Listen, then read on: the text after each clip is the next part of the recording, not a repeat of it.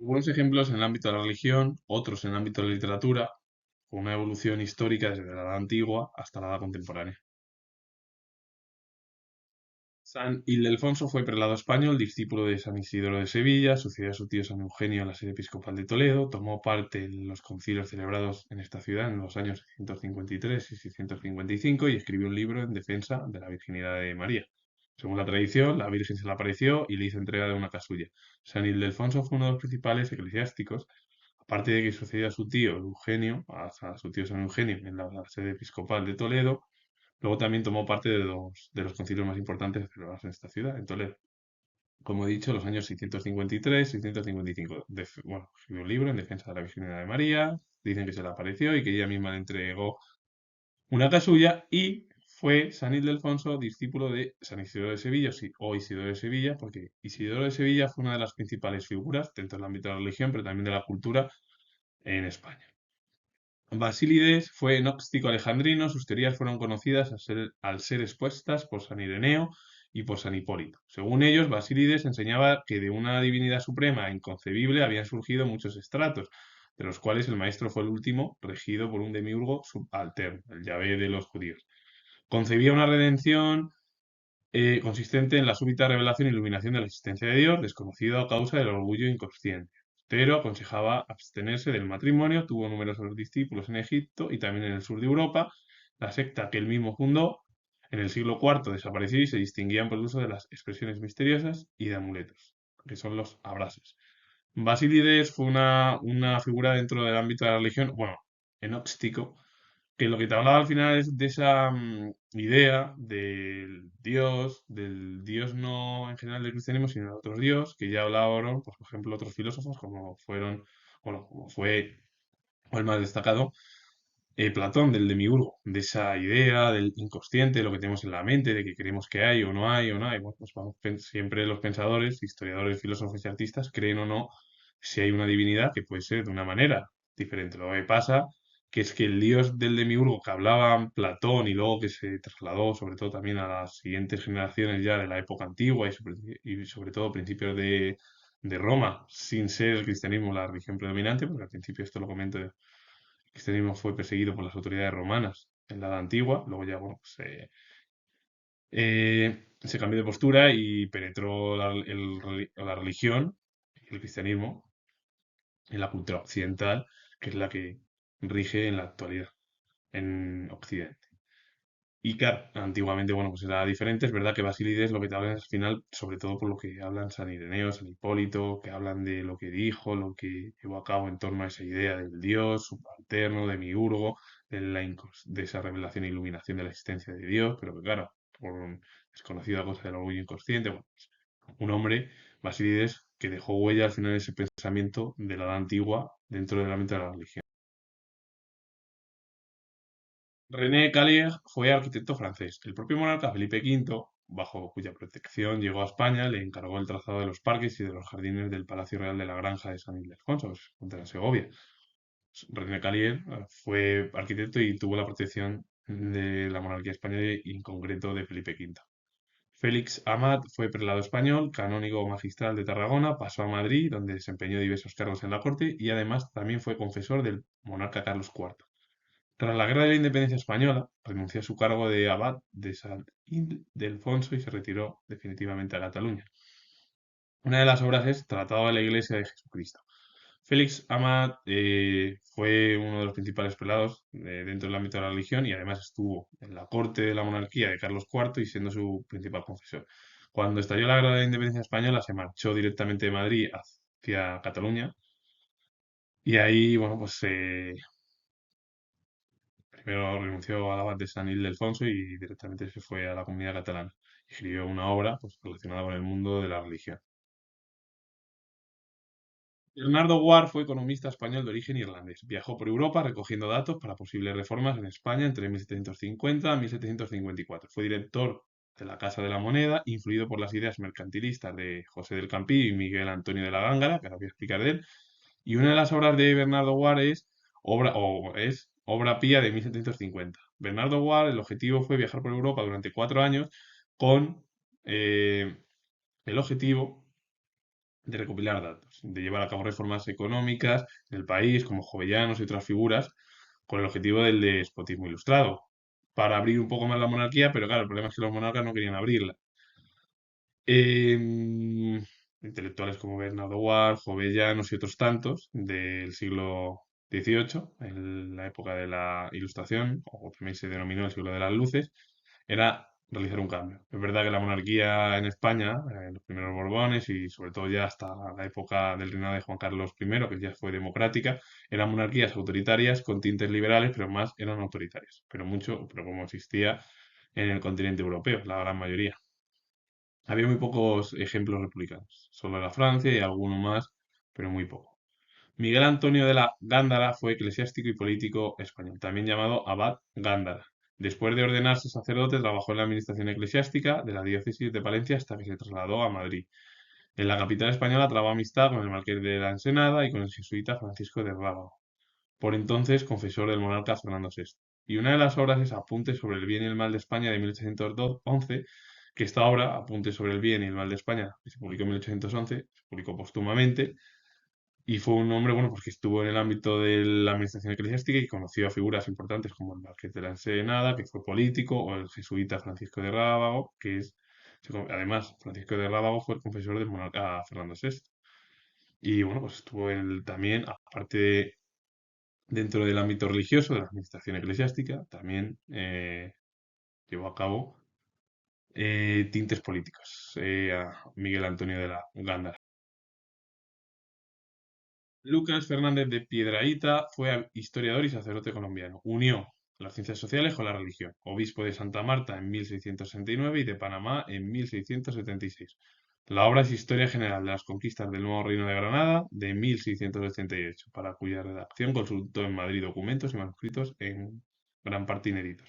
Esa obra lo que hizo fue pues, informarse de lo que era, se fue incluso a la capital y estábamos hablando de una figura que perteneció a la época de la Edad Moderna, sobre todo del barroco español dentro de la literatura, y que para realizar esa obra tuvo que ir a Madrid a consultar y ver documentos, manuscritos que eran inéditos en aquel momento y que el propio Fernández de Piedrahíta lo realizó con esos estudios e investigó. Ludwig von Hauptmann fue pintor y grabador alemán. Durante su larga carrera combinó elementos de las más variadas corrientes pictóricas del momento, como el modernismo, el simbolismo, el historicismo o la nueva objetividad. Fue un pionero del movimiento Neues Weimar.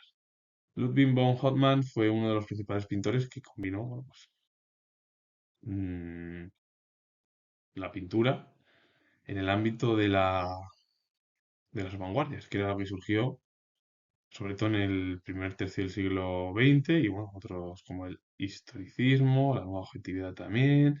Bueno, un hombre, bueno, pues que estuvo en diversas corrientes y destacó por ser muy importante en el siglo XIX y parte del siglo XX. Eugenio Lucas Padilla fue pintor español, como su hijo también, que le voy a hablar un poco, le voy a hablar también del de Eugenio Lucas Villamil. Eugenio Lucas Padilla, aparte de ser pintor español, como he dicho, estudió en la Academia de San Fernando, pero se formó sobre todo como copista del Museo del Prado.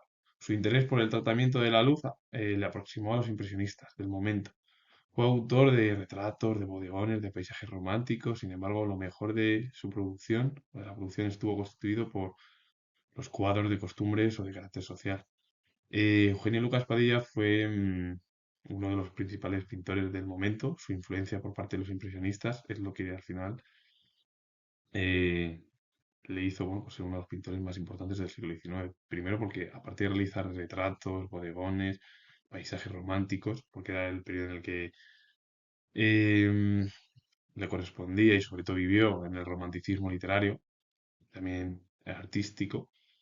Pero claro, su producción más importante fue lo que realizó en esos cuadros de costumbres, de carácter social. Por ejemplo, episodio de la Revolución de 1854 en la Puerta del Sol, en el cual, bueno, pues al final el objetivo de ese periodo fue acabar con los 10 años esos de la década moderada en el reinado de Isabel II.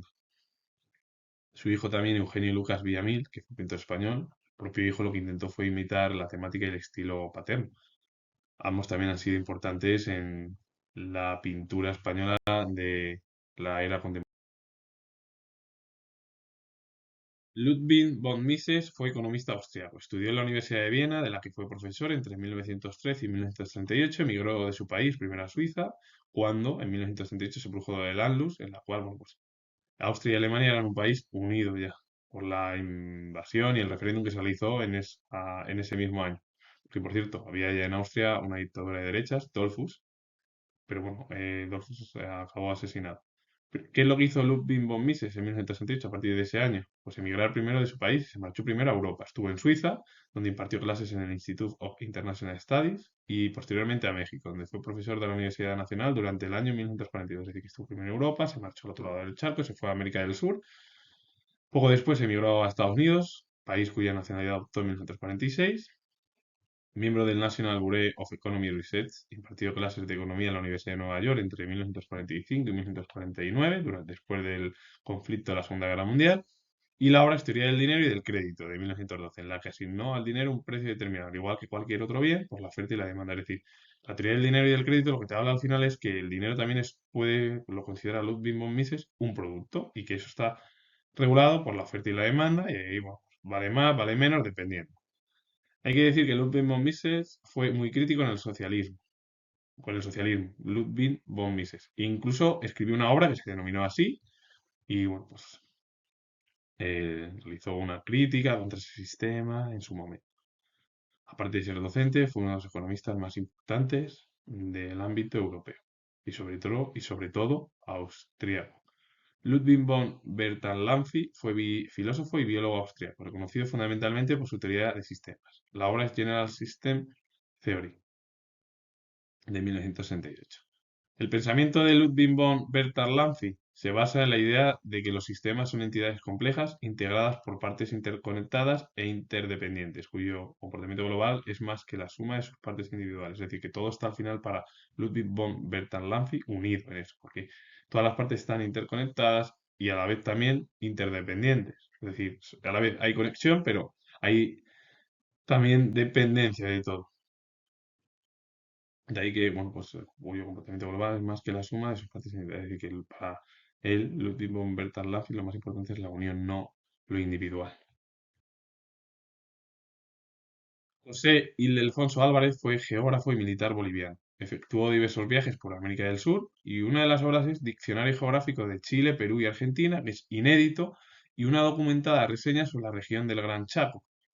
Bueno, pues él unió el ámbito de las ciencias, la geografía, con militar, lo político, y bueno, dejó una obra que es inédita, que Diccionario Geográfico de Chile, Perú y Argentina, bueno, pues, todo lo que él realizó, o siendo geógrafo, importante en Bolivia, pero no solo en su país, sino en el ámbito hispanoamericano. Maestro de San Ildefonso, fue pintor español, activo en Castilla, uno de los más destacados artistas del estilo hispano-flamenco. La obra es, o varias obras que hizo, es Imposición de la Casulla de San Ildefonso, de la que derivó su nombre, parte del retablo de Álvaro de Luna, que se encuentra en la Catedral de Toledo, y el retablo de la vida de la Virgen del Monasterio de las Islas. Un hombre bueno que realizó diversas obras y que tuvo un papel predominante en lo que fue la corona de Castilla. Fernando Gallego fue pintor español, el principal de los maestros activos en Castilla durante el siglo XV también. Aunque hubo pocos datos autobiográficos sobre él, su apellido ha hecho suponer a algunos estudiosos que era gallego, dada la costumbre de la época de apellidar a los artistas por su lugar de procedencia. Pudo haberse formado en Países Bajos como alumno de Dietrich Bous o bajo la influencia de su obra. Fernando Gallego fue uno de los principales artistas, junto con maestro de San Ildefonso, del ámbito cultural y artístico de la corona de Castilla. El problema es que no sabe muy bien de dónde se cree, para lo que dicen los estudiosos, es que pudo ser gallego. De ahí pues, la gran mayoría se ponía, pues, era gallego de Galicia, los apellidos. Y luego lo más importante es que se formó en lo que predominaba en su momento, que era el arte flamenco, en Países Bajos, de Dietrich Bous, o bajo la influencia de su obra, y la obra de Fernando Gallego, que se encuentra en la diapositiva, es Cristo bendiciendo, de 1496. Ambos son importantes en la Edad Media y el comienzo de la Edad Moderna en nuestro país. Dominique Catherine de Perignon fue diplomático y militar francés, general en 1793. Peleó en el Rosellón contra los españoles, penetrando en el Ampurdán y apoderándose de Figueras. embajador en Madrid entre 1795 y 1797. Firmó el Tratado de San Ildefonso en 1796, por la cual, cuando perdimos incluso, España se convirtió en aliada de Francia, de la Francia revolucionaria, porque todas las monarquías lucharon, Gran Bretaña, las coaliciones, las monarquías europeas, contra la Francia revolucionaria con el objetivo de evitar la propagación de las ideas revolucionarias por todo el continente. En 1802 presidió la Comisión de Delimitación de la Frontera Española. Fue nombrado mariscal en 1804, gobernador de Parma y Piacenza en 1806 y comandante en jefe de Nápoles en 1808. En 1814 se pasó al bando de los Borbones, como por ejemplo Talleyrand, cuando ya Napoleón Bonaparte y la familia Bonaparte, es decir, la dinastía Bonaparte, ya había perdido prácticamente todo el territorio. Es verdad que Napoleón Bonaparte o Napoleón lo que intentó fue en los 3 meses, los 100 días del imperio, intentar imponer otra vez su política. Finalmente fue derrotado ya y ya, como Waterloo, enviado directamente ya, exiliado del país para evitar de nuevo su salida. Filippo Juvara fue arquitecto italiano. Después de un periodo de formación artesana en Sicilia, se trasladó a Roma, donde cursó estudios de arquitectura y en 1706 fue admitido en la Academia de San Lucas. En los primeros años de actividad profesional compaginó la arquitectura con la escenografía, en la que introdujo el nuevo concepto de escena cuadro.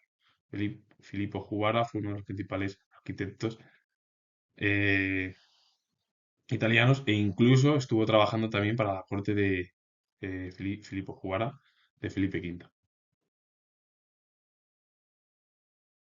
Teodoro Ardemans fue arquitecto y pintor español, uno de los arquitectos más cotizados de su tiempo junto con José Benito Churriguera, la familia Churriguera que fue de las familias más importantes del momento. Hijo de un alemán miembro de la Guardia de Corps del monarca Carlos II de España, estudió arquitectura, perspectiva y óptica en el Colegio Imperial de Madrid. Bueno, pues su padre ya estaba dentro del ámbito militar, siendo guardia de corps de la propia monarquía española. Él lo que estudió se dedicó pues al ámbito artístico, a diferencia de su padre, pero bueno, dejó huella y fue importante, aunque no tan conocido en España. Y eso que fue junto con la familia Churriguera, y que uno de ellos fue José Benito Churriguera, de los artistas más importantes del momento en nuestro país.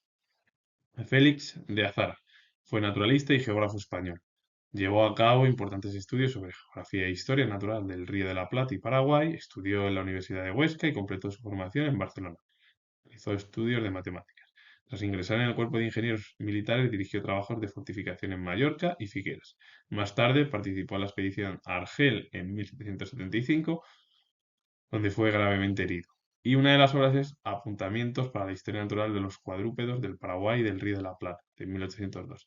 Félix de Azara fue principalmente una figura importante en la edad moderna, a finales ya del siglo XVIII, a diferencia de Teodoro Ardemans, que fue principalmente en la época del Barroco, que era lo que predominaba en su momento. Es verdad que el neoclasicismo ya comenzó en Francia y se extendió poco a poco al resto de Europa, y en España tardó algo más, pero también llegó las ideas ilustradas. Con ello finalizo. Comentar que soy historiador y he hablado de diversos ejemplos de la edad antigua, religiosos, políticos, militares, artistas, en diferentes ámbitos, en el español, en el europeo, también en el ámbito de Hispanoamérica. Y si os ha gustado, darle a like, suscribiros, comentar. Repito que soy historiador y nos vemos en el próximo vídeo.